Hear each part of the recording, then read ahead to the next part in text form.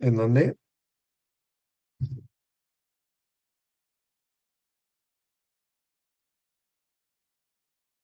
Vale,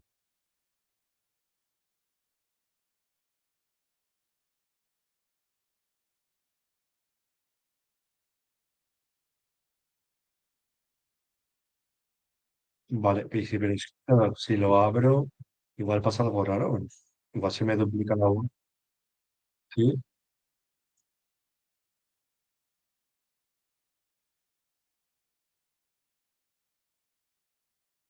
No, vale. No sé, no sé. Claro, a ver. Vale, sí. Vale, lo que pasa es que tengo que mutearlo porque si no el sonido se me duplica.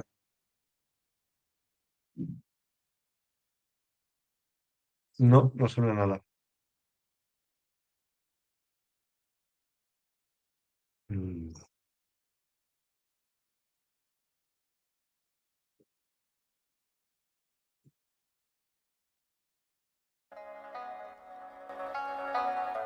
¿Y puedes ver si hay gente en la lista de espera o algo?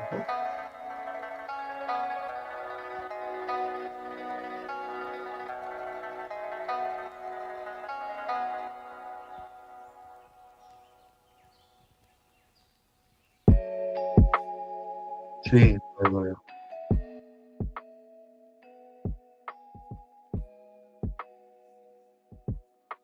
Pues no. Sí. Ah, sí, ahora sí.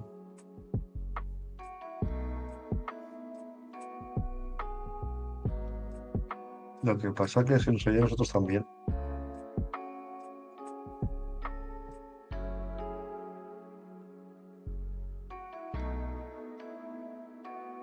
Ah, o a lo mejor es que me voy a mí mismo.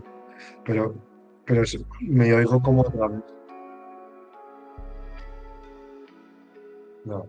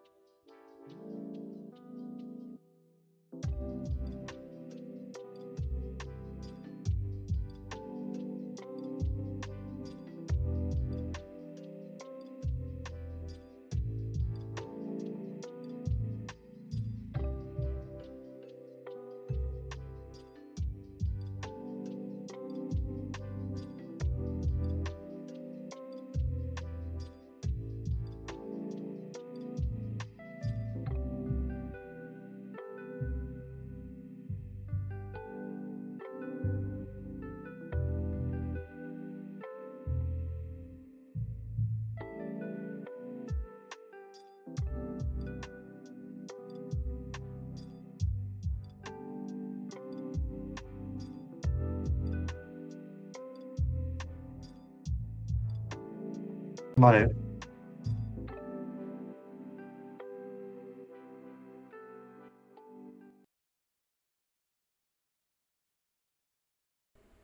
Yahoo, konnichiwa, minasan. Va a jugar Forite hoy. Ya está ahí empezando en el chat.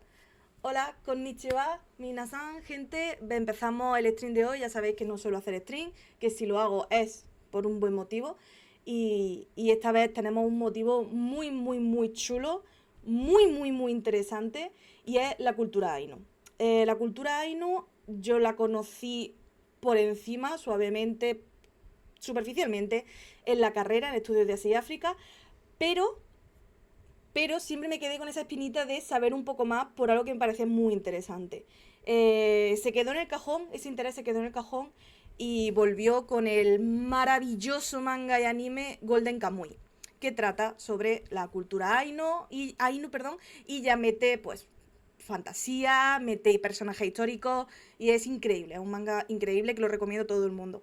Y ahora estoy en un certificado, una parte de posgrado, que se puede decir así, ¿no? Un posgrado de unos meses en el cual estudia sobre un tema más concreto. Y estoy haciendo uno, que ahora os contaré cuál es, pero obviamente, por supuesto, va de estudios japoneses, y volvió a mí ese interés, volvió todo gracias al profesor Marco Centeno, que ya tenemos en pantalla.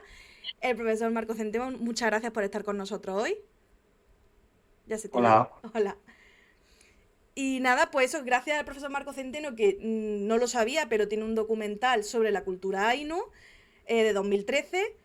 Volvió, hizo clic de nuevo, todo eso, y le escribí, vamos, el primer día que lo mencionó, le escribí un email diciéndole, necesitamos hacer algo de esto y que lo cuentes, porque igual que yo me he quedado enamorada de nuevo, necesito que la gente vea más allá del Japón de los templos, del Japón base que sabemos todos, que todos vemos y que todos adoramos, por supuestísimo, pero que vean más allá y que la cultura Ainu merece todo el tiempo y merece, no, vamos, merece mucho más de lo que tiene, en mi opinión, Marco. Cuéntanos lo primero, vamos a empezar, va a ser una charla de una horita más o menos, una charla intensa, pero mmm, tampoco muy larga, así que no os preocupéis, podéis estar aquí con nosotros todo el rato. La primera pregunta que tengo para ti es, por supuesto, cuéntanos sobre ti, preséntate y cuéntanos cómo has llegado, ¿no?, hasta dónde estás ahora mismo. Bueno, pues gracias, Sandra, por invitarme a este canal. No sé si supongo que se me ve y se me oye bien. Eso, sí, Eh, mejor preguntarse, ¿veis si oye bien todo? Creo que tengo la cámara y el micrófono desmuteados, entonces en Sí, principio, sí, todo a bien, menos que dice esté que todo sí. bien, vale, perfecto, vale, pues nada, yo soy Marcos Centeno, soy profesor de la Universidad de Valencia, donde doy clases de comunicación audiovisual y también doy clases en el certificado de estudios japoneses, que vamos a ampliar el año que viene en un máster de estudios japoneses y coreanos. Yo llevo en la Universidad de Valencia como hace unos 3 4 años. Anteriormente yo realmente había desarrollado mi carrera profesional como profesor en Inglaterra. Eh, Primero estuve en el Departamento de Japón y Corea de SOAS, igual a algunos os suena, por los que os interesan los estudios asiáticos, por la School of Oriental and African Studies, que tiene o tenía históricamente el centro de estudios japoneses más importante de Europa. Había como 30 profesores dedicados a estudios japoneses, aunque la universidad se ha ido reduciendo un poquito y hay menos profesores. Pero yo estaba como profesor allí de cine japonés y coordinaba un máster en Global Cinema and Cultural, es decir, un máster dedicado a cines y cultura visual, pero desde una perspectiva transcultural, con pues, todo era realmente Asia y un poco de África. Y luego me contrataron para coordinar el grado de estudios japoneses en el Birkbeck College de la Universidad de Londres, que es un college que está realmente, si habéis ido a Londres y conocéis bastante el centro de Londres, bueno, son edificios que están pegados totalmente. Y allí en este grado, pues había un gran componente de cultura Ainu, uno de los pocos grados que tienen de estudios japoneses que ofertan bastante sobre cultura Ainu. Entonces, esto contenía también un poco lo que damos en la Universidad de Valencia. Y bueno, y sí, cuando, como dices, hice un documental, que es un largometraje documental sobre el pueblo Ainu, que lo hice mientras era investigador bueno, becario de investigación, de doctorado, mientras estuve en Waseda. Y, y bueno, me costó bastante hacerlo, la verdad. Es Fue que un sí. documental muy, No hay mucho muy- contenido sobre Ainu. Público. sí, claro, bueno, claro, comparado con la cultura japonesa, la cultura Ainu es minoritaria, Hmm. aunque en los últimos años sí que ha habido un boom sobre la cultura Ainu. Yo cuando lo hice, pues es que bueno, fueron justo los años después o inmediatamente después de que los Ainos fueron reconocidos como el pueblo indígena de Japón. ¿En qué Y año fue eso, entonces perdón? eso fue en el 2008 cuando el gobierno lo reconoció como el pueblo indígena de Japón. Y fue un año después de que las Naciones Unidas emitiera, le llaman el Draft Declaration for the Rights of Indigenous People, o sea, el borrador de la Declaración de los Pueblos Indígenas. Entonces, eso presionó al gobierno japonés Mm, para que reconociera al pueblo ainu como pueblo indígena. Y entonces eso implicaba también reconocer ciertos derechos. vale. Y entonces, a partir de eso, también el pueblo ainu tuvo más visibilidad fuera de Hokkaido. Entonces empezaron a haber cursos de lengua y cultura ainu fuera de Hokkaido. Entonces yo como empecé a aprender la cultura ainu fue en uno de estos cursos en Tokio, de hecho. Vale. Y para quien entre diciendo, uy, me interesa porque he visto Golden Kamuy, pero realmente, ¿qué son los Ainu? ¿Cómo podrías explicarlo para alguien que no sepa nada o que solo tenga una visión superficial de que se han mencionado en el manga o en el anime? Mm. Bueno, pues es un tema complejo porque definir quiénes Claro. son los ainu. Eh, Hoy en día pero es algo muy reciente, no es algo histórico. Los ainu, pues, pues como he dicho, hoy en día se les reconoce como el pueblo indígena de Japón, Mm, que es una ley desde 2008. Bueno, los Ainu históricamente, tenían un aspecto, si miráis las fotos del siglo XIX, bueno, a ver si puedo compartir aquí alguna pantalla. Sí, puedes A ver. compartir pantalla y enseñar lo que quieras. Y el chat, si tiene alguna pregunta, puede ir poniéndola y después la iremos haciendo. Ah, sí, pues si queréis preguntarme cosas podéis hacerlo por Sí. el chat y yo voy. Mira, creo que estáis viendo. Ay, perfecto. Bueno, pues como veis, estos son fotografías del siglo XIX. Entonces, a los exploradores europeos que llegaban durante el periodo Meiji, durante la apertura de Japón en el final del Mm, siglo XIX, pues les fascinó la cultura bueno, el pueblo Ainu, porque ellos pensaban que eran como un pueblo, bueno, distinto físicamente, en apariencia al pueblo sí. japonés, y también a los pueblos del entorno, a los coreanos, a los chinos o a los asiáticos del continente por su aspecto físico. De hecho, se corrió el rumor por Europa y, bueno, y por Occidente, Estados Unidos, de que los Ainu eran un pueblo caucásico, un pueblo descendientes de los pueblos caucásicos, descendientes de los primeros pobladores del continente asiático. Y, y eso fascinó a los europeos. Y, y realmente, bueno, pues tenía un aspecto muy, muy llamativo porque, pues hombres con largas, con grandes barbas, pelo así rizado, Mm, incluso se dice que tenían algunos ojos claros, bueno, físicamente bastante diferentes. Y entonces, pues, esto generó una gran fascinación y de esto provocó que se generaran un montón de colecciones de cultura Ainu en Europa a finales del siglo XIX, principios del siglo XX.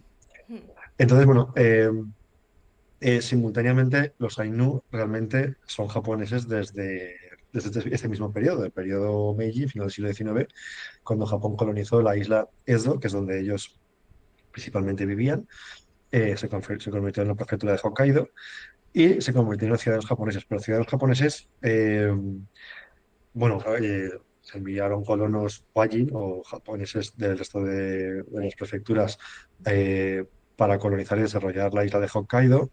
Y a los Ainus, que eran los locales que vivían allí, se los convirtieron en sujetos del Imperio japonés, de esa época, del periodo Meiji. Entonces los Ainus realmente no eran una no era un pueblo indígena de Japón en ese sentido, porque siempre fueron sujetos del Imperio japonés.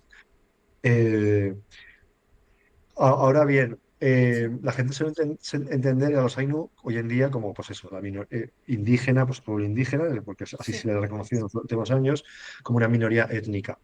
Esto realmente es altamente problemático porque realmente los Ainu siempre han interactuado con otros pueblos, incluidos los japoneses, desde el siglo XV, y los Ainu y los japoneses están mezclados. O sea, sí, en realidad es bastante problemático definir a los Ainu como una minoría étnica. Sí que es claro, una minoría, podemos definirlo quizá como una minoría cultural o como una minoría demográfica, eh, porque los Ainu también, pues, durante todo el siglo, desde el siglo XIX durante todo el siglo XX, pues, han sido estigmatizados, han ocupado los labores más bajos de la sociedad japonesa, en concreto en Hokkaido. Eran los más pobres, menos acceso a la educación, peores trabajos. Entonces, ahí hay otra vía de análisis, es cómo los Ainu ocupan un lugar social sí, como si fueran los Murakami, la casta de los claro. intocables, de los parias. Mm, Es decir, entonces, si lo miramos desde ese punto de vista, ahí hay una perspectiva muy interesante de estudio. Es como ellos ocupan una minoría social en la clase más baja de la estructura social japonesa. vale, De hecho, los Ainu colaboraron con el movimiento Burakumin durante los años 20, los años 30, o con el movimiento anarquista o socialista o sindicalistas de esos años, de los años 20, años 30, antes de la guerra. Eh, entonces, quiero decir que entenderlos como una minoría étnica es algo contemporáneo. En sí, realidad eso no ha existido bueno, hubo una ley, cuando la ley japonesa del gobierno japonés del periodo Meiji, la ley de protección de los aborígenes de Hokkaido, 1899, que duró durante todo el siglo XX, y esa ley lo que consistía era en asimilar al pueblo ainu a la cultura y a la sociedad japonesa. claro, Entonces consistía en, en prohibir sus formas de vida tradicionales, pues, peinado, el tatuaje, pues pendientes, incluso prohibir los nombres, tenían que registrarse con nombres japoneses. Es decir, una ley que estaba dedicada a asimilar a los Ainu como japoneses, sí, y qué eso mal. esa ley no se eliminó hasta finales del siglo XX, en 1997, cuando se revocó esa ley. O sea Sí, que, hasta el noventa es- y siete eso es ayer. sí, Qué ujú, pena. así Joder. es. Ok, pues entonces, muy buena descripción, muchas gracias por presentarnos a lo Ainu. Y entonces, ¿qué es lo que te llevó a ti a hacer ese documental que hiciste en 2013? ¿Por qué surge en ti esa necesidad de hacer un documental sobre ello? Aunque por lo que has contado es bastante obvio, ¿no? La represión o ese silencio que han tenido sobre ello hasta el 97 en la zona incluso de Hokkaido donde estaban más activos. ¿Y qué despertó en ti esas ganas de hacer el documental? Bueno, el punto de partida realmente fue que yo estaba haciendo el doctorado en Waseda y entonces abrieron esos cursos de lengua y de cultura Ainu y me pareció fascinante. Bueno, yo había estudiado como estudiante de grado, había tenido una beca para estudiar en Waseda y ahí había un curso de antropología y entonces ahí había visto que el mito de la raza única, el Tanitsu Minzoku, Mm, o sea, que cuando llegas a Japón pues se suele hablar mucho de eso. Parece que Japón es una sociedad muy homogénea, pero eso realmente sí, era un constructo político de posguerra, muy promovido por el Jiminto, por el Partido Conservador, el Partido Liberal que gobierna Japón desde la posguerra hasta hoy. sí, Y, y, la, y entonces me pareció muy interesante empezar a descubrir la diversidad japonesa, diversidad de todo tipo, pues diversidad desde los LGTBI hasta minorías sexuales, minorías demográficas, minorías culturales, minorías étnicas. Entonces, entendiendo a los ainu en ese momento como minoría étnica, me pareció muy interesante estos cursos de cultura y de lengua. Entonces tomé estos cursos y a partir de ahí, con la profesora de lengua Ainu, bueno, nos llevó a un bar Ainu que hay en Tokio, que está en Shinokubo, en el barrio coreano, y que es un poco como, que actúa como centro pues de cultura Ainu en Tokio. También hay un centro específico de cultura Ainu, en Tokio. sí, Eh, pero bueno, esto es un sitio como más informal, donde se reúne la gente, a veces hacen actividades, donde tienes la oportunidad de comer algo de comida Ainu, aunque también es como un bar normal que también puedes tomar una cerveza y ya está. Sí. Y ahí conocí gente de la comunidad Ainu fuera de Hokkaido. Y entonces luego además tuve justamente había un programa de hacer un homestay, es decir, bueno, hacer una convivencia con una familia japonesa en Hokkaido. Entonces pasé todo el invierno en Hokkaido, nunca, no había pasado tanto frío en mi vida. Sí, eso te iba a Había- decir, digo, te fuiste, vamos, en la mejor época, en sí, invierno. sí, sí, 20 bajo cero, algunas noches. Eh, Bueno, y entonces ahí me empecé a interesar. El documental ya lo hice durante mi doctorado. Yo estaba investigando el tema del cine documental japonés y entonces hice yo mismo un documental tratando el tema de la representación del pueblo Ainu. Entonces, este documental, bueno, mira, voy a ver si puedo Justo compartir. además te preguntan, Sí, Javi te pregunta, buenas tardes para Marcos. Quería preguntarle si ha sido instruido en la lengua Ainu o si conoce el idioma. Justo has comentado, ¿no?, que tenías una profesora de idioma Ainu. sí. Bueno, yo no puedo decir que hablo lengua Ainu, pero Hmm. sí que tomé los cursos que ofertaban en Waseda, que eran un curso de introducción a lengua y cultura Ainu. Entonces era bastante curioso porque estudiábamos lengua Ainu como a partir de prácticamente, a ver, como si fuera una lengua muerta, en el sentido que Claro. a partir de grabaciones, a partir de canciones, eh, porque los últimos hablantes nativos de lengua Ainu murieron en los años 90 Ay, qué pena. prácticamente. Eso no quiere decir que no haya gente que sepa hablar Ainu. De hecho, hoy en día hay más gente que sabe hablar Ainu, aunque lo hablan como una segunda lengua porque no lo han aprendido. Claro. Pero, por ejemplo, los diccionarios de lengua Ainu, Ainu japonés, aparecieron muy tarde, aparecieron en los años 90 del siglo XX. Entonces, los lingüistas llegaron muy tarde y mucho hay un proceso de recuperación. Hoy en día, pues la gente interesada en Hokkaido, por ejemplo, pues en Radio Sapporo hay programas para aprender lengua Ainu, hay actividades extraescolares donde los niños pueden apuntarse para aprender Ainu, Ok. etcétera. Entonces, bueno, hay posibilidades de aprender la lengua. Una lengua muy diferente al japonés, no tiene la misma estructura, el orden el orden de palabras gramatical del japonés. Sí. No se usan kanjis, de hecho, el Ainu bueno, hoy en día se estudia con el Romaji principalmente, aunque ha cambiado, ha habido estudios de lengua Ainu en cirílico, en ruso, también en hiragana, Qué guay. pero el hiragana no reproduce bien los sonidos del Ainu. Claro. Entonces, realmente no era demasiado difícil, era un curso de introducción, no era demasiado difícil aprender, o sea, estudiar Ainu porque era con Romaji, con Claro. alfabeto. En Golden Kamuy, quien la haya visto, hablan de forma continua en ciertas partes, las ponen en Ainu, en idioma Ainu. Y la verdad es que me parece, ¿cómo decirlo? Te quedas obsesionado escuchándolo. Te pones a escucharlo Mm, y es una lengua muy bonita. Muy mm, bonita. También es que el personaje que principalmente lo habla es una señora mayor muy entrañable. Pero me mm, gusta muchísimo. Y había otra pregunta por mm. aquí. Yo también tengo una pregunta. Si la he respondido antes, esto es que estaba en otra cosa. Pero si Japón estuvo en proceso de asimilación por tanto tiempo, ¿cómo ha logrado sobrevivir su cultura? Si hasta solo hace poco se había parado dicho proceso. Bueno, gran parte de la cultura se ha perdido.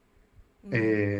Ha llegado a sobrevivir porque ha habido un resurgimiento desde una perspectiva culturalista, que yo no necesariamente hago una perspectiva culturalista, pero hay un resurgimiento de estudios que tratan de investigar o recuperar la cultura ainu tradicional, Mm, ¿vale?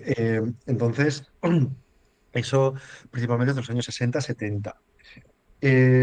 Y entonces haya habido hay mucho esfuerzo de la propia comunidad Ainu y también de investigadores y también pues ahí tienen un gran papel los museos. Para recuperar la cultura Ainu tradicional, también la lengua, y nunca ha llegado a desaparecer del todo, pero la mayor parte de la comunidad Ainu viven como japoneses, es decir, hablan, bueno, no la gran mayor parte, toda la comunidad Ainu habla japonés, son claro. japoneses. O sea, y viven como japoneses. Y hay una parte de esa comunidad que están involucrados en la recuperación de la cultura Ainu, entonces están involucrados en eso. También hay japoneses que no son Ainu que también están involucrados en esa recuperación. Entonces, bueno, un poco volviendo, no sé si veis en pantalla, Sí, eso, porque nos vamos sino por la eh, rama. Háblanos del documental. Se ve. sí, no, eso es un poco en relación a lo que acabáis a lo que acaba de preguntar el compañero. El tema de los museos, el papel de los museos en la recuperación de la cultura ainu contemporánea. Yo este documental lo hice entre 2010 y 2014, se estrenó en 2014 en Estados Unidos y luego se presentó en muchos sitios, sobre todo en muchos festivales en Latinoamérica, porque en Latinoamérica hay un fuerte movimiento por la recuperación de los derechos de los pueblos indígenas. Entonces ahí tuvo bastantes premios y se presentó en muchos festivales, también por Europa. Bueno, pero parte de este documental está, de hecho, filmado en Europa. Y la gente puede pensar, pero qué raro, pero ¿por qué un documental del pueblo indígena de Japón en Europa? Bueno, pues no sé si alguien tiene la respuesta por aquí o alguien lo sabe o alguien se ha interesado, pero es que gran parte del patrimonio cultural Ainu, y esto va en relación a la recuperación, la pregunta de la recuperación, está preservado en museos fuera de Japón. Y además, los museos fuera de Japón tienen objetos más antiguos que los que hay en Japón. ¿Y esos materiales llegaron de forma lícita Pues o por suelen expolio? hacer Eh, a ver, la mayoría de museos que hay etnográficos en Europa son por expolio, o sea, es decir, por colonizados, ¿no? Sí, Claro, pero Japón, o Hokkaido no fue colonizado claro. por Europa. Entonces, más bien, estos objetos se obtenían por comercio, los Ainu los vendían, Vale. los producían, los producían para los visitantes. Lo que pasa es que esa industria que se fue organizando durante el siglo XX de turismo, normalmente estaba organizada por agencias japonesas. Vale. Entonces, y a veces incluso esas agencias hacían representación de lo que es la cultura y el pueblo Ainu, pero eran japoneses disfrazados de Ainu. Eso ocurrió durante todo el siglo XX. Curioso. Y sí, pero los Ainu en algunos puntos en concreto se familiarizaron con esa recepción del visitante y empezaron a crear de forma masiva objetos que luego intercambiaban o vendían a los exploradores. Sí. A veces los exploradores los obtenían de formas diferentes, pues a partir de, por ejemplo, de misioneros, que los misioneros desde el periodo Meiji tienen un papel fundamental intentaron cristianizar a los Ainu y establecieron escuelas en pueblos. John Batchelor es muy famoso, el misionero inglés. Él escribió los primeros textos eh, en inglés sobre cultura y sobre lengua Ainu. Es un poco ambiguo porque, claro, intentaba cristianizarlos, pero a la vez también aprendió lengua y cultura y lo publicó en inglés. Estoy hablando del principio del siglo XIX. Entonces había exploradores que iban allí y a través de estos misioneros entraban en contacto con gente Ainu y obtenían objetos. A veces los Ainu eran pobres, entonces para ellos era una oportunidad de vender, obtener algún beneficio económico. Claro. También luego hay testimonios de los descendientes que les criticaron a sus abuelos, pero ¿cómo vendiste este objeto que era yo qué sé, un arco de la caza, o no sé, cualquier objeto o una trampa antigua para cazar animales, que esto era de la familia y era bueno, pues es que no No teníamos, había para pues comer, claro. estábamos ahí. Claro, había que comer y entonces lo vendimos. Entonces, a veces eran objetos producidos de forma masiva y a veces eran objetos que llegaba un explorador y llegaba a un pobre campesino Ainu y se lo vendía y se lo Claro. compraba. Y entonces estos objetos están en Europa. Entonces, hoy en día muchos investigadores japoneses viajan a Europa para investigar estos objetos que son más antiguos que los que existen en Japón muchas Claro. veces. Y además son de lugares donde, por ejemplo, a los Ainu de Sajalín, que hoy está en Rusia, ¿no? Sí. Pues está Pilsudski, que es un antropólogo polaco que fue exiliado a Sajalín. Entonces él vivió con los Ainu de Sajalín y él trajo material, trajo fotografías. Eso está preservado en museos en Europa. Entonces eso es material interesante para también ver la diversidad cultural Ainu en diferentes regiones, en la parte de Sajalín, la parte de Hokkaido. Y entonces, bueno, ahí hay esto tiene estos museos han funcionado también, han tenido un papel importante para la recuperación de la cultura Ainu en la segunda mitad del siglo XX. Eh, bueno, han jugado ahí también su papel en ese sentido. Aunque yo he tenido una beca del Ministerio Español para investigar a los museos europeos que tienen colecciones Ainu. Entonces, esto ha sido parte de mi investigación también en los últimos años. Estos museos también son misleading en inglés o engañosos en el sentido que ha habido una selección de objetos. Eh, entonces, estos museos tienen objetos valiosos, pero también hacen una representación de lo que es la cultura Ainu sesgada o biased, es decir, condicionada por las percepciones occidentales, porque estaban seleccionadas, bueno, reunidas, coleccionadas por exploradores, por curators europeos o americanos. Mm, Entonces, ellos seleccionaban lo que les parecía interesante.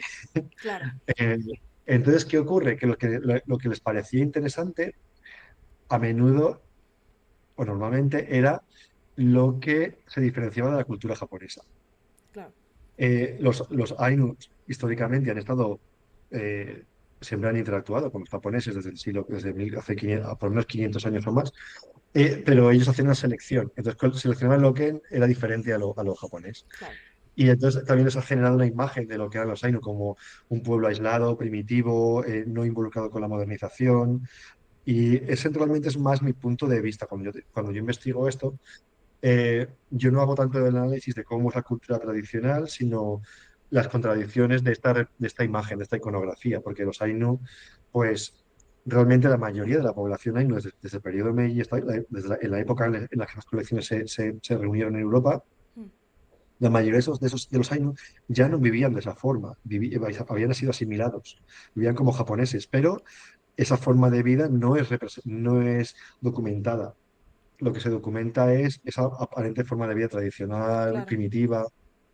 Entonces es bastante, hay que andar con ojo porque la gente a lo mejor puede pensar, bueno, pues es que tú vas a Hokkaido y los Ainu viven ahí con arcos y flechas y van por ahí por el bosque cazando. Y eso no ha ocurrido desde hace muchos, muchos siglos. Claro. Los Preguntan Ainu, sobre el documental, pregunta que si se puede ver en algún sitio y hay dos preguntas más. el documental no tiene circulación comercial. Eh, Se puede ver están en bibliotecas, en muchas bibliotecas de universidades sobre todo, y, pero no tiene circulación comercial. Entonces fue como un proyecto educativo.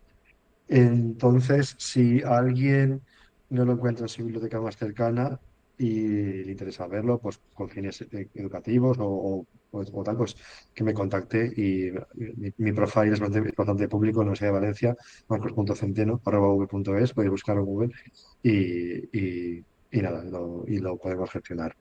Claro, yo hablé con Marcos para, en principio, antes de una charla lo que pensamos lo que pensé yo fue en emitir el documental y comentarlo a la par. Pero claro, eso es muy difícil porque me comentó, bueno, imposible, porque me comenta Marcos, bueno, si quieres lo puedes contar tú, que su imagen está totalmente, está muy protegida, ¿no? Esos derechos de imagen en el Claro, documental. Y de las imágenes claro. incluso, claro. La cuestión de la representación la cuestión de el uso de las imágenes. Los Ainun-Tree históricamente no han tenido ningún poder o agencia en el control de sus imágenes. Entonces, hay hay un fuerte rechazo al uso libre de sus imágenes, como ellos cuando ellos aparecen en imagen. Mm, Y entonces hay que tener una sensibilidad especial en el uso de esas imágenes. Entonces, claro, eh, sí, yo claro. prefiero que no circulen libremente por internet, sino que, bueno, si es algo con fines educativos, entonces ya, pues hacerlo, sí. Claro, pues ya sabéis, podéis buscar Marcos Centeno, Universidad de Valencia, sale su contacto rapidísimamente y podéis contactar con él para temas académicos. Las otras preguntas, veo, Javi, te da las gracias por la explicación, te dice otra duda que me surge, ¿consideras que es posible que la lengua reviva? ¿Con ayuda estatal y recursos suficientes sería viable hacer como la lengua maorí en Nueva Zelanda? Uy, pregunta más interesante, Javi. Sí, a ver, la lengua yo diría que sí que ha revivido. Es decir, si comparamos con el siglo XX o finales del siglo XX, en el cual ya prácticamente los últimos hablantes nativos de lengua murieron y prácticamente estaba al borde ya de que nadie la continuara, al estado actual ha mejorado muchísimo. Ahora hay mucha gente que tiene esa implicación en aprenderla y en transmitirla también. Mm. En esto tuvo un papel clave Shigeru Kayano. Shigeru Kayano fue un líder de la recuperación de la cultura Ainu desde los años 70 hasta hoy. Fue el primer Ainu en sentarse en el Parlamento japonés Sí. por el Partido Socialdemócrata. Y él tuvo un papel, pero sobre todo tuvo un papel clave en Hokkaido en recuperar la lengua, la cultura. Él creó, bueno, fundó un museo que se puede ver en Nibutani. Luego, además, su familia continuó, sus hijos. Eh, Él trabajó también haciendo y trabajó con Tadeusz Himeda, que fue un documentalista etnográfico de los años 70. Hizo documentales para preservar la lengua y la cultura. Hizo documentales en donde se utiliza la lengua Ainu, porque él era de los últimos hablantes de lengua Ainu. Eh, entonces eso quedó registrado. Él también estableció escuelas, cursos de lengua Ainu allí en su pueblo. Mm. Y a partir de ahí luego han continuado. Y ahora hay libros de texto de lengua Ainu, sobre todo los puedes conseguir si vas a Hokkaido, en los museos públicos o privados que hay allí, normalmente tienen biblioteca y allí tienen libros de texto de lengua Ainu. Hay programas de radio, como he dicho antes, también hay cursos de lengua Ainu fuera de Hokkaido, porque claro, ahora es el pueblo indígena de Japón, entonces el Estado japonés se ha apropiado de la cultura Ainu también, entonces tú puedes estudiar también lengua Ainu fuera, por ejemplo, en Waseda o en Chiba, por ejemplo, ¿no? Estas universidades. En ese sentido sí que hay una recuperación. No es tan potente como podría ser. Es decir, no todos los niños japoneses de Hokkaido, por ejemplo, estudian lengua Ainu Claro. en Hokkaido. Como por ejemplo podrías decir pues, en Cataluña o en Valencia, por Sí, eso ejemplo. Yo te estoy quería en Valencia preguntar si ahora. lo ves viable que en algún momento llegue a ser una lengua secundaria en las instituciones públicas. Como que se... Como eh, que en Andalucía se estudia en castellano y en Cataluña se estudia en catalán y castellano. ¿Ves que algún día lo ves probable o posible que en Hokkaido algún día se estudie en japonés y ainu?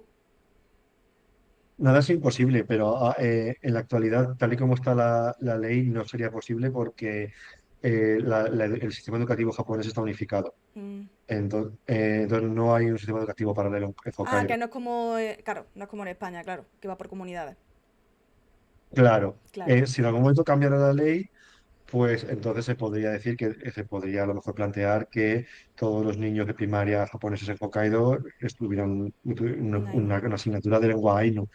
En la actualidad eso no ocurre, lo que hay es actividades extraescolares, en algunos sitios donde tú te puedes apuntar y entonces ahí hay cursos de lengua, a veces también hay actividades extraescolares para, pues a lo mejor viene gente de la comunidad y les cuenta algo sobre su cultura y tal, entonces Mm. los niños aprenden, también hay muchas visitas a los museos, al Museo Nacional Ainu que está en Shiraoi, en el sur de Hokkaido. Eh, hay muchos otros museos también, en Hokkaido. Hay lugares, hay algunos pueblos que son como los lugares históricos de recepción de visitantes, que son más como turísticos, como Akanko, que es como un lugar, un pequeño lugar donde tienes muchas tiendas de souvenirs y tal. Y hacen también espectáculos de, por ejemplo, los bailes tradicionales Ainu, que son patrimonio de la humanidad, que representan a los animales. También, esto también lo tienes en los Open Air Museums, por ejemplo, en Shiraoi, que es el Museo Nacional Ainu. Eh, entonces, hay potencial, hay un margen en el que todavía, si cambiara la ley, pues y si permitiera en Hokkaido establecer un sistema educativo un poco diferente al del resto de Japón, pues se podría, pues, por ejemplo, en Okinawa, pues se podría aprender Okinawense, okinawense claro. y Ainu en Hokkaido. En la actualidad eso no ocurre. Vale. Eh, lo que sí que hay, por ejemplo, si tú vas a Hokkaido, ya se empiezan a utilizar en los últimos años, sobre todo desde que el Estado reconoció al año como, los años como pueblo indígena, hay, por ejemplo, más cartelería y más información en Ainu. Por ejemplo, puedes ir en autobuses y cuando vas a lugares de población Ainu, en Hokkaido, pues sí que está el autobús en japonés y en Ainu. Ah, qué interesante. Vale. Sí, pero es algo como más o menos anecdótico, pero sí que están empezando a incorporar esto. Vale.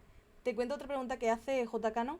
Por aclararme con un ejemplo de aquí, ¿los Ainu serían como los distintos grupos íberos, cántabros, célticos, turbetanos, que compartían una base cultural troncal y luego tenían diferencia fonética, material y funeraria y tal?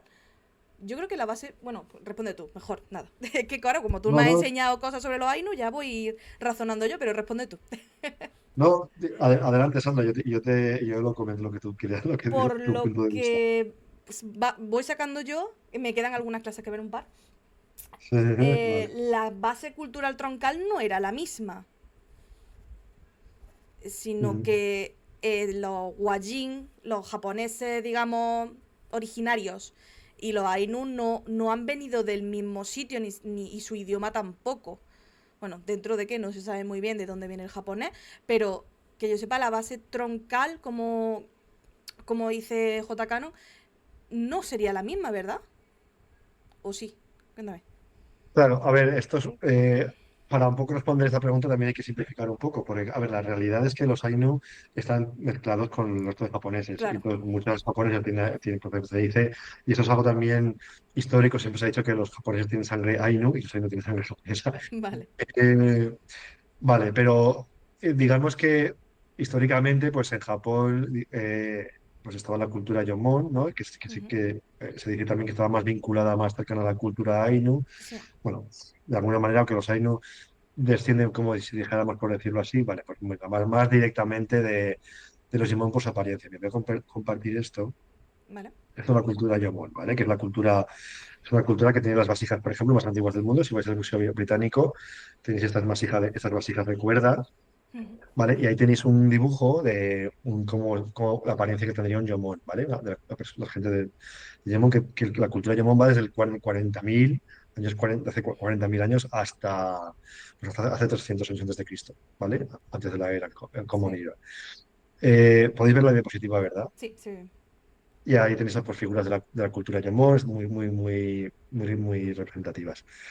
Eh, Luego, claro, luego vienen otros pueblos del continente, la cultura Yayoi, que tienen un aspecto más asiático, como nosotros entendemos como los asiáticos de Asia Oriental.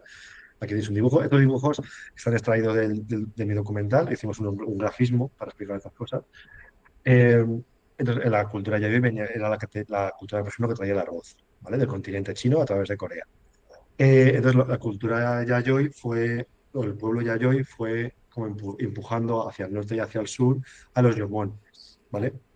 Entonces, eh, eh, digamos que hacia el sur los okinawenses y hacia el norte los Ainu se parecen más, por eso se parecen más a cómo eran los Yomon que a claro. los Yayoi, Ese cambio, ¿vale? claro.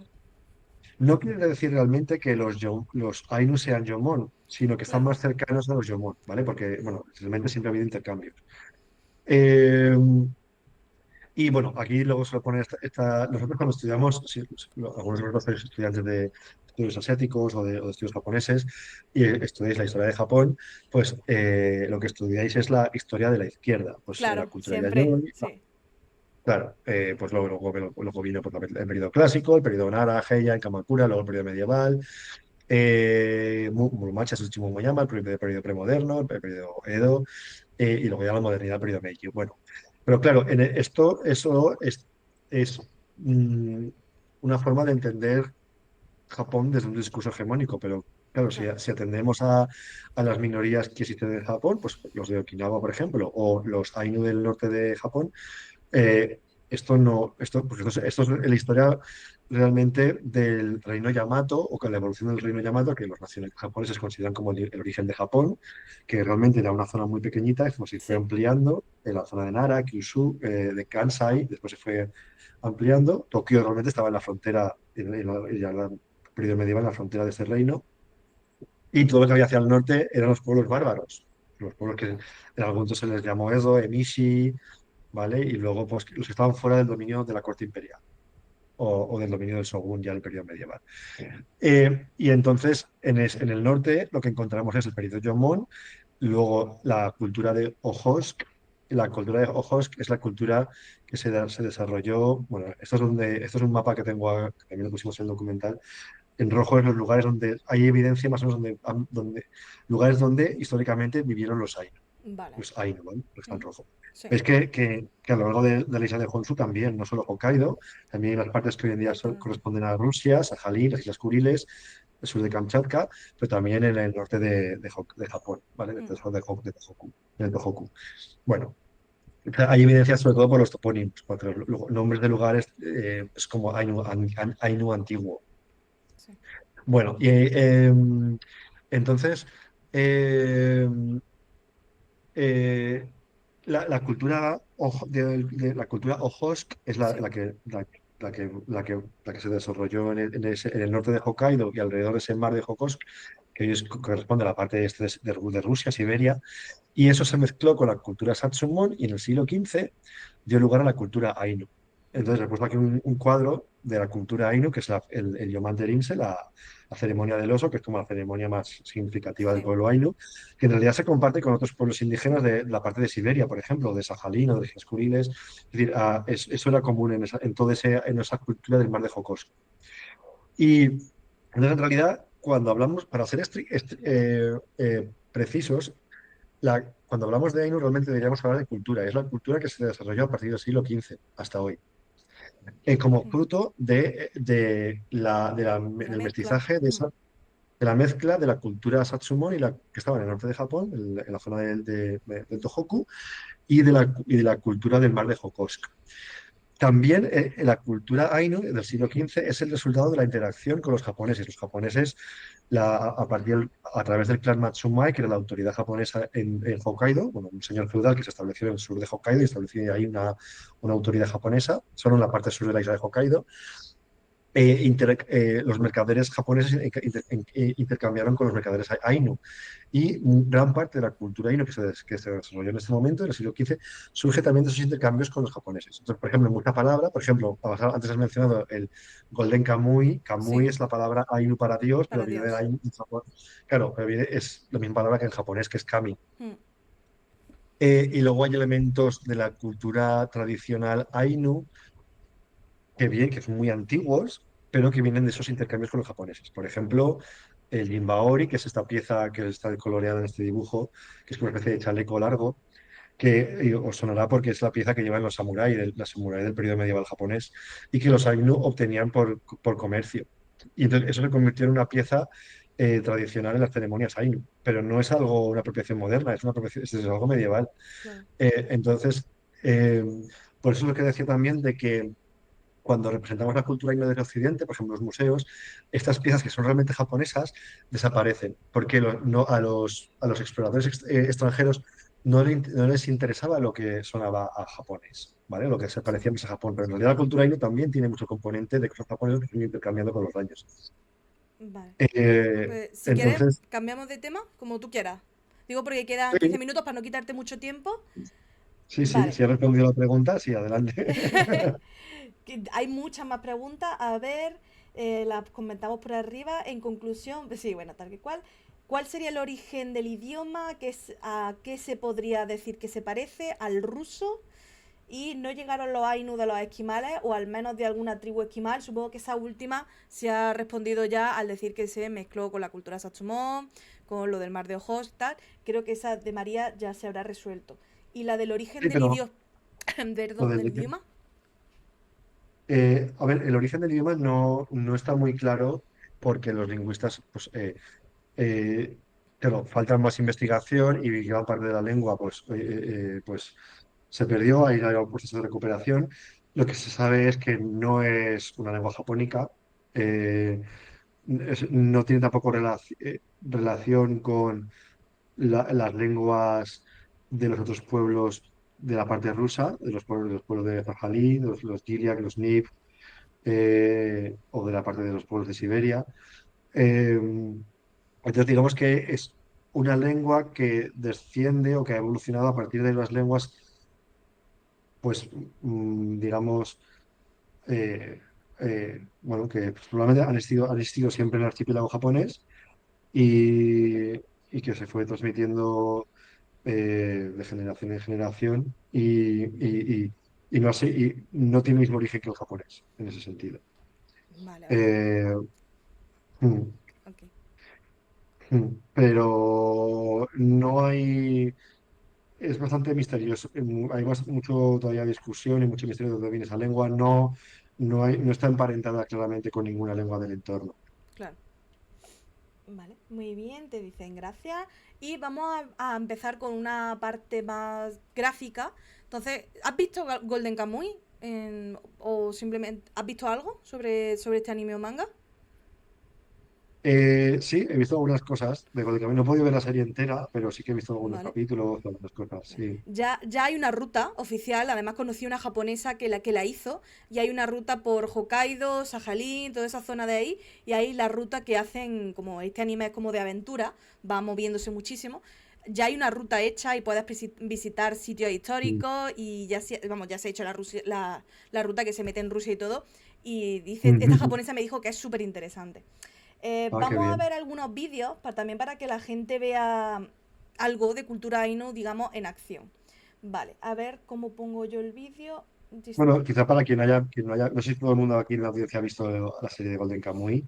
Si no podemos quizá muy brevemente resumir de qué va o... Algunos no tiene- creo que tengo conciencia, porque algunos ya me los conozco y soy consciente Ah, de que algunos ya la han visto, pero por encima, vale. para contar, la serie de Golden Kamuy habla de... Uy, a ver si se ve en pantalla, de esta chica. Tú no lo ves, Marcos, pero en pantalla se ve el póster de la charla. De esta chica, que es Lo veo, lo veo. un... Ah, perfecto. De esta chica que busca mm, cosas sobre su padre, en general, y una parte del gobierno, perdón, de los soldados de la milicia japonesa, que después de la guerra ruso-japonesa, cuando ya ha acabado, representa un poco los tocados que acaban un poco los soldados después de la guerra, y que durante esa guerra se han enterado que existe el oro de los Ainu, y se Mm, hacen facciones para ir buscando este oro. Ella lo busca, por supuesto, porque su padre está involucrado y para ayudar a su pueblo, porque los Ainu lo necesitan. Como ha dicho antes Marco, eran bastante pobres, entonces necesitan ese oro para sobrevivir. El protagonista que la ayuda a cambio de que le dé una parte de ese oro para él ayudar a otra familia. Entonces se hacen mm, facciones en busca de un oro. Es la típica historia, la clásica historia de diferentes ladrones, diferentes facciones que van a por un mm. gran premio. Pero la serie, aparte de que te meas de risa porque es tremendamente divertida, mete muchísima cultura Ainu. Los autores, productores, directores se involucraron muchísimo en el estudio de la Mm. cultura y tal. Y la verdad es que es tremendamente interesante cada vez que sale algo sobre los Ainu. Claro, además esto ha cambiado de la noche a la mañana lo que es Sí, la diseminación de la cultura Ainu en el extranjero a lo ha nivel global. popularizado muchísimo. Lo ha popularizado a niveles que no existían antes, es Sí, decir, porque ha sido, creo que ha sido, esto era un manga que pasó a ser anime. sí, El anime creo que ha sido el más taquillero de la historia hasta el momento. Y luego ha sido tan taquillero que luego se ha hecho la película con personas reales. sí. Eh, y entonces esto ha diseminado la cultura, y como acabas de decir, hubo un gran esfuerzo por documentarse de cultura y lengua Ainu. Y entonces hay momentos en la serie que aparece esto y esto ha generado interés a nivel global y esto no había ocurrido antes. Mm, Entonces, en ese sentido es muy interesante. es increíble, es una serie que ha conseguido muchas cosas. Pues vamos a ver este pequeño trozo de 2 minutitos y vamos a ver qué os parece y a ver qué opina Marco. Uy, que no se oye. ひんなひんな Perdón, lo pongo del principio. ひんなひんな何やってんの？自分の守り神にお供えしてる。人に何かもらったら月神にお裾分けするんだ。月神は首の後ろから出たり入ったりしてる。トゥレンペといって人間は誰でも生まれた瞬間に守り神がつくと考えられている。人の能力や性格が違うのもそのせいだと言われている。中にはそれが見える人もいて、フチはちょっと見える。杉本はとても強いトゥレンペがついてるって。へえ。俺が不死身と言われるのも守り神のおかげかもな。つうかアシリパさんがこれやってるの見たことないけど。この村じゃ年寄りしかやってないし。まったく若いやつは。できた。カジカで出汁を取ったキナオハウだ。うまそう。いただきます。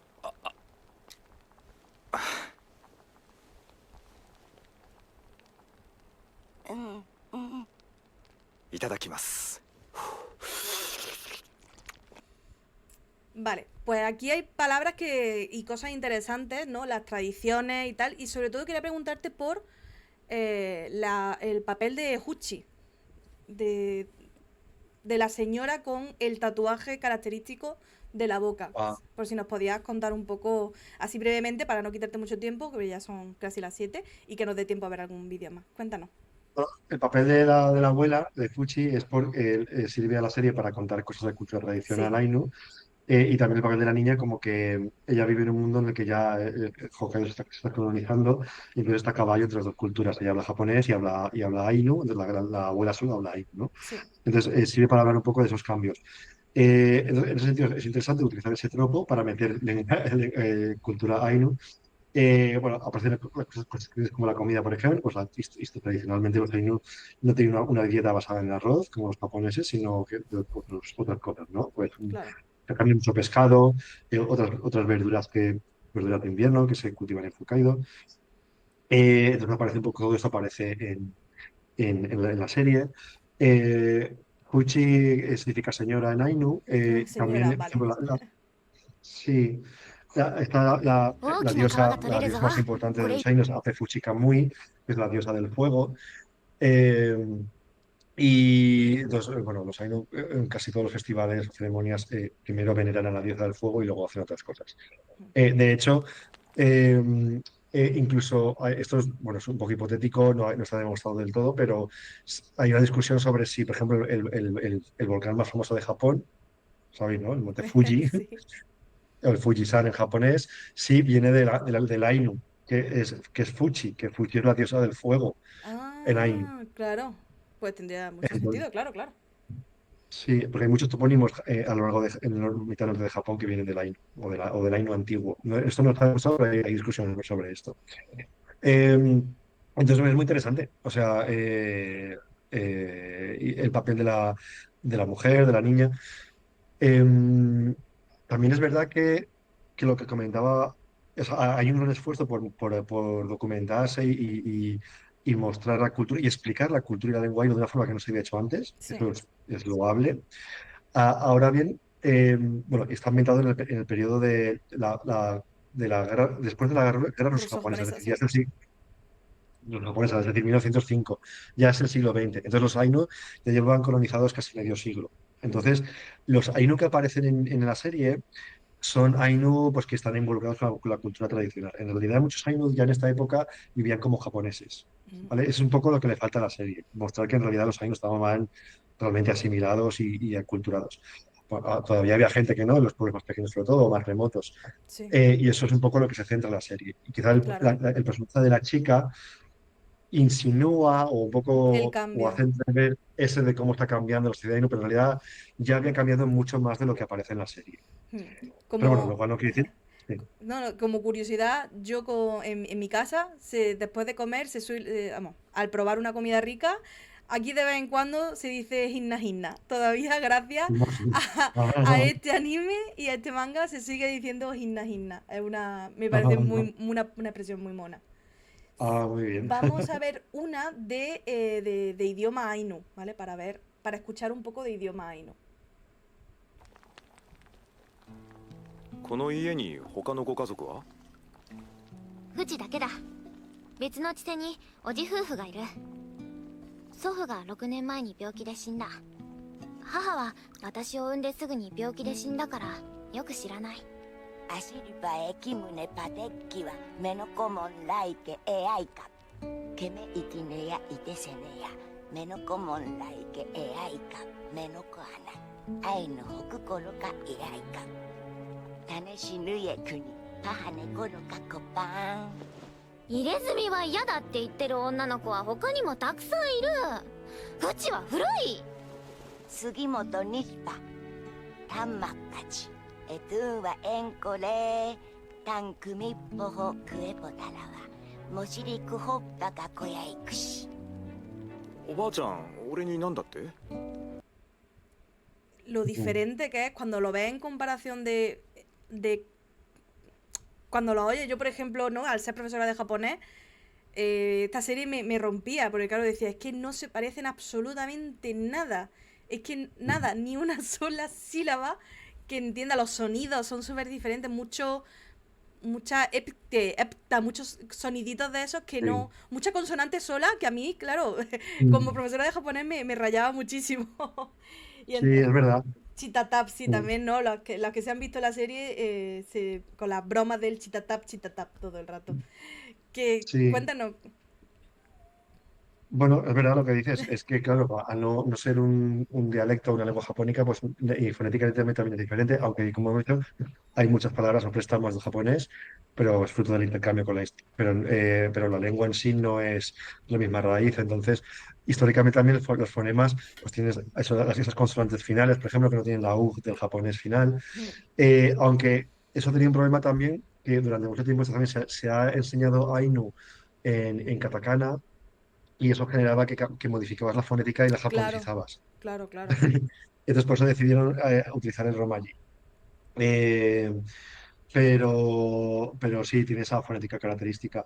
Y, y luego, bueno, justamente este fragmento es muy interesante que has mostrado, que has elegido, Sí, porque muestra muchos de los conflictos que están, que incluso hoy en día están dentro de la propia comunidad.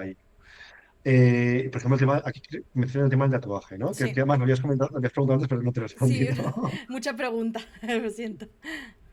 Sí, a ver, el tatuaje es como lo más característico de los Ainus, sobre todo el tatuaje, bueno, lo que se veía alrededor de la boca, pero las mujeres Ainu también se tatuaban en los brazos y en los genitales. Entonces era una forma de... Ellos utilizaban eso en la época premoderna para protegerse de los malos espíritus, ¿vale? Ese tatuaje. Mm, Entonces también se iban tatuando la boca y cuando ya el tatuaje completo se hacía cuando ya la mujer estaba en edad de casarse.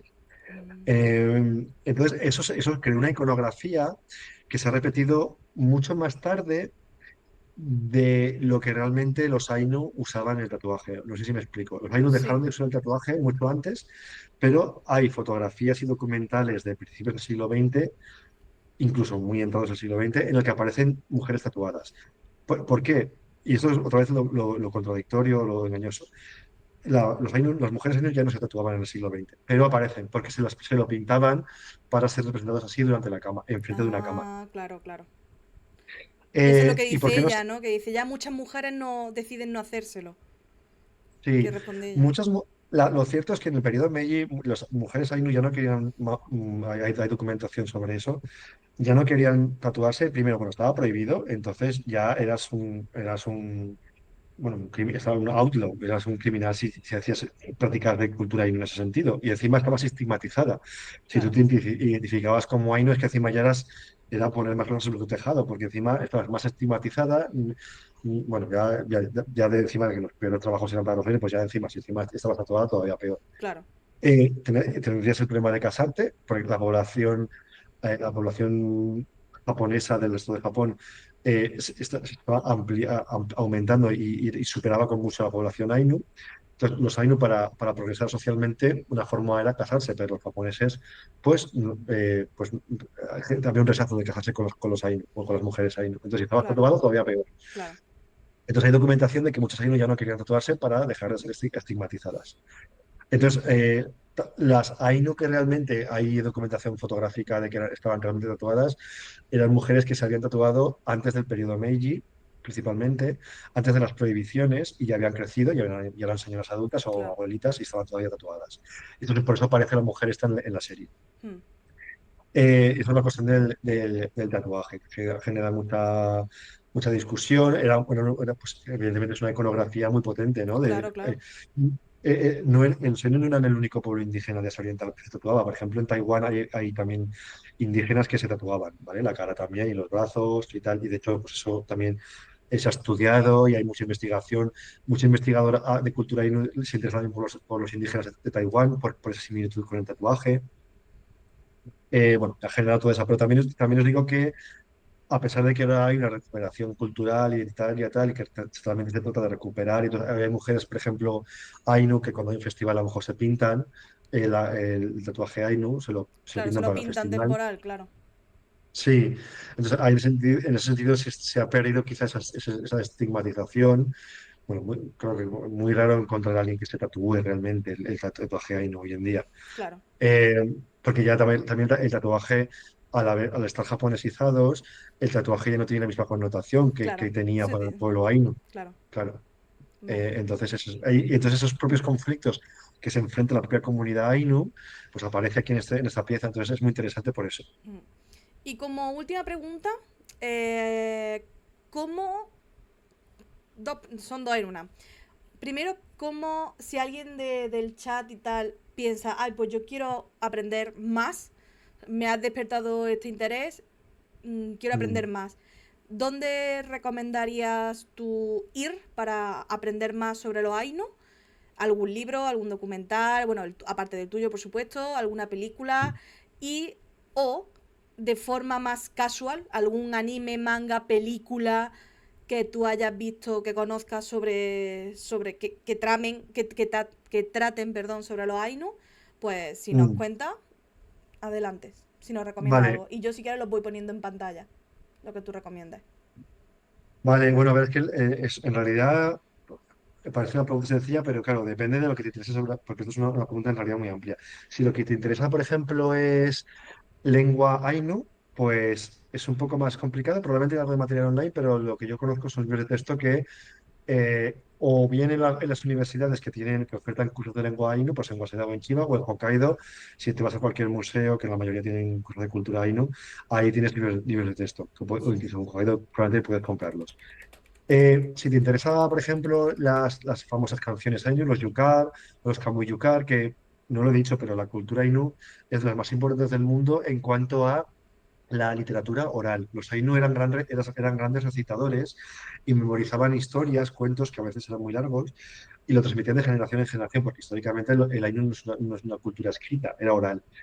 Y entonces, hoy en día eso se ha transcrito y hay libros que están traducidos, la mayoría al inglés. No conozco realmente en castellano, pero en inglés sí que hay libros que han transcrito y traducido los cuentos o las canciones Ainu. Y ahora son muy interesantes porque, por ejemplo, las Kamuyukar son cuentos en los que los dioses hablan en primera persona. Los dioses No. en el sentido Ainu, es decir, las plantas, los animales, los fenómenos atmosféricos, la lluvia, las montañas, hablan o cantan en primera persona.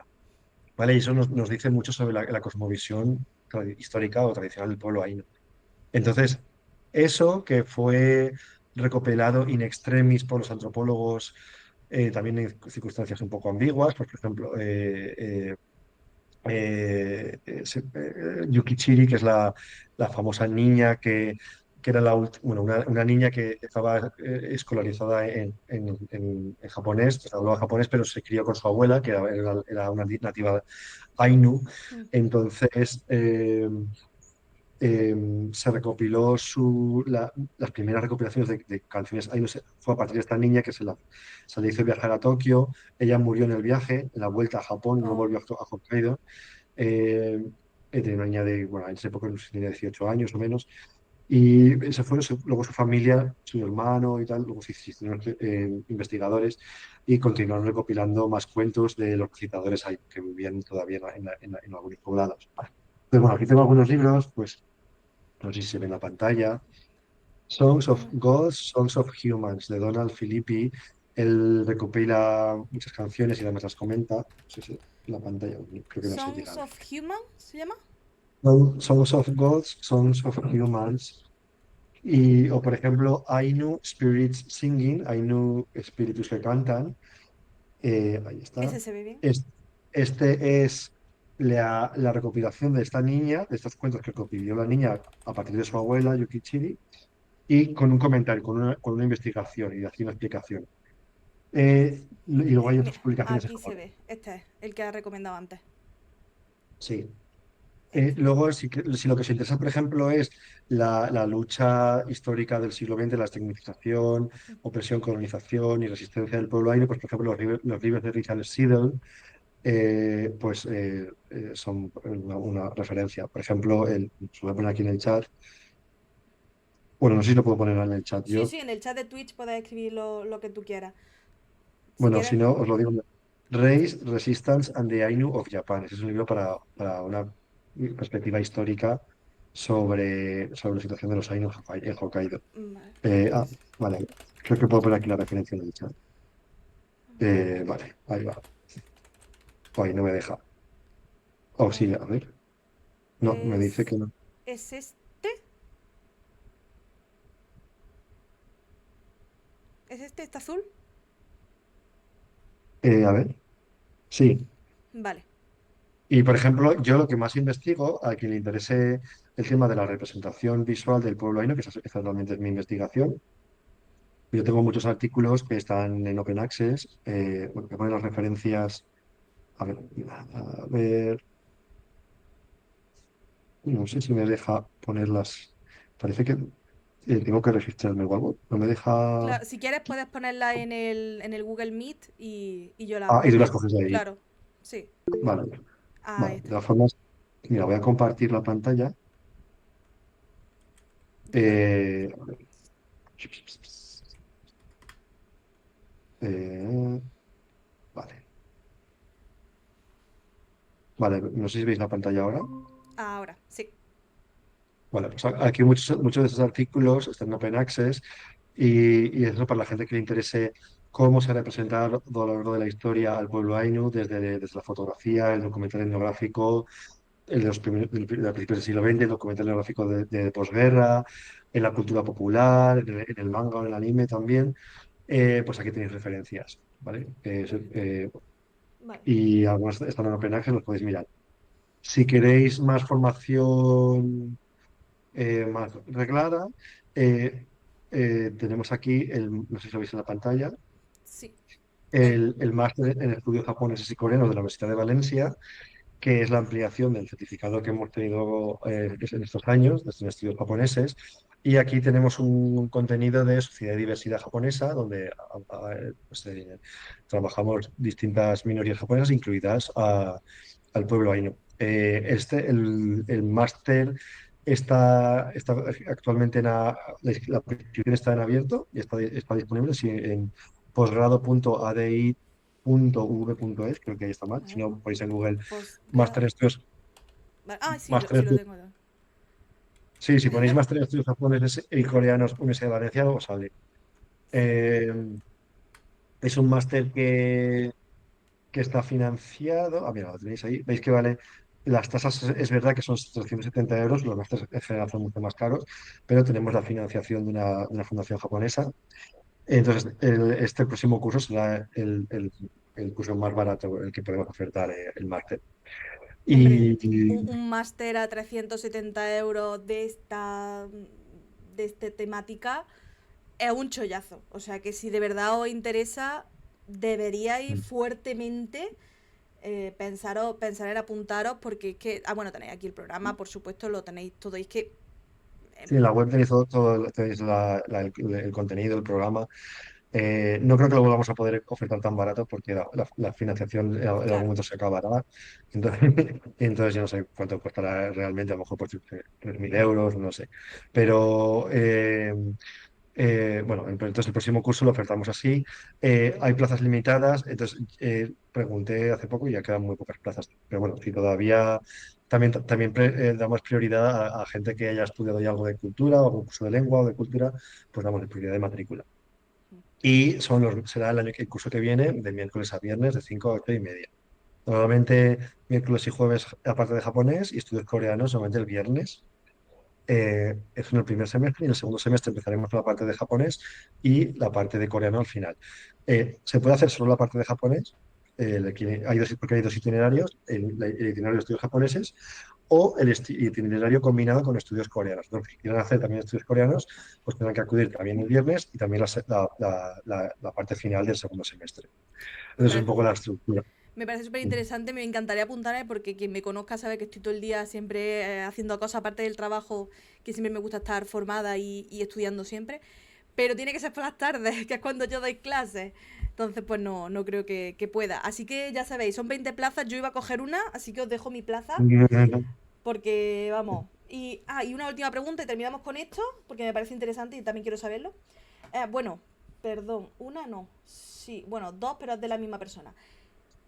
¿Hay vestigios Ainu, por ejemplo, en otras islas como por ejemplo Hawái? Y la otra pregunta de la misma persona es, ¿la princesa Mononoke, la película de Ghibli, sería una representación del pueblo Ainu?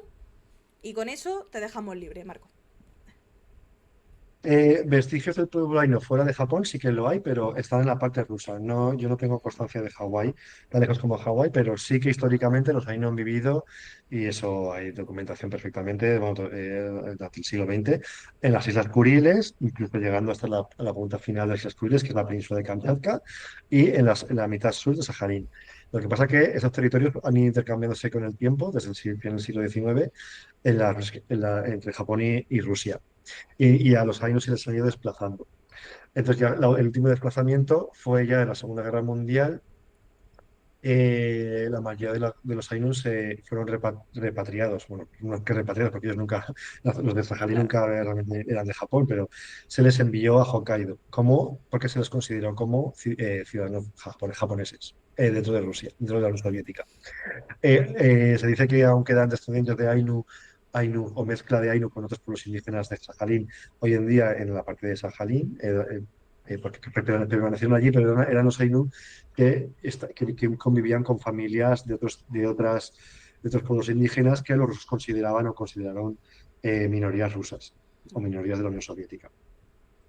Eh, y luego la segunda pregunta que me Si has la hecho. película de la princesa Mononoke, que justo la tenéis ahí además en pantalla, si sería una representación de los Ainu, de la cultura Ainu. Bueno, la princesa Mononoke, claro, es una fantasía, como muchas de las películas de Miyazaki, ¿no? Pero ellos lo que son emishi, es decir, los pueblos primitivos desde el punto de vista japonés que vivían fuera del poder imperial o del reino del Yamato. Entonces, esos pueblos emishi, digámoslo así, son los antecesores de los Ainu. Mm, Entonces, por eso hay muchas similitudes, por eso puedes ver ahí que suena a pueblo Ainu, porque eh, son pueblos también que a lo mejor no necesariamente son de Hokkaido, pero porque en el Tohoku, esa parte norte de Honshu, también vivían estos pueblos bueno, que eran también los cazadores. De hecho, en la parte claro. de Akita, ahí, creo que es Naomori, ahí tienen todavía esos pueblos descendientes de los cazadores, de esos pueblos primitivos que estaban fuera del dominio japonés. Y también los Ainu, estaban por esa zona. Pero en ese momento, pues todavía no se llamaba cultura Ainu. Se le empieza a llamar la cultura Ainu a partir del siglo XV. Pero a los Enmisi pues eran esos pueblos que vivían pues, fuera del dominio japonés. Y pues lo que podemos decir es que los Ainu pues, los podemos considerar como los descendientes de esos pueblos que vivían. Vale. Los bárbaros que vivían por el norte, pues eso, que los japoneses consideraban como pues eso, bárbaros salvajes primitivos. Perfecto. Pues muchísimas gracias, Marcos. Te dejamos libre. Ha sido increíble, ha sido súper instructivo. Espero que el chat se lo haya pasado bien. Creo que Javi ha intentado ponerte algo en Ainu, pero ni me atrevo a Así, leerlo. sí. Ni me Es que atrevo. y hay que de esos gracias en Ainus, sí, sí, muy bien. Pues muchísimas gracias de verdad. Te diría que nos vemos en clase, pero ya he terminado el certificado. Pero bueno, como me quedan un par de clases, todavía sigo feliz porque puedo ver un par de clases más. Y que muchísimas gracias, que te deseo lo mejor en todo, en tu carrera. Que espero que el máster vaya bien. Aprovechad el máster de verdad, que son 370 euros un máster que va a costar miles. Así que aprovechadlo el año que viene. Espero que os desborden de solicitudes y que te vaya todo genial. Y espero que hagamos alguna otra charla en el futuro. Pues muy bien, ya sabéis dónde estoy. Cuando queráis algo de mí, pues nada, me podéis buscar fácilmente por la web. Nada, un Muchísimas placer estar gracias. con vosotros hoy. Muchísimas gracias, Marco. Y muchísimas gracias a todos, al chat. Nos vemos pronto. Y muchas gracias a todos, chicos. Nos vemos. Bye bye.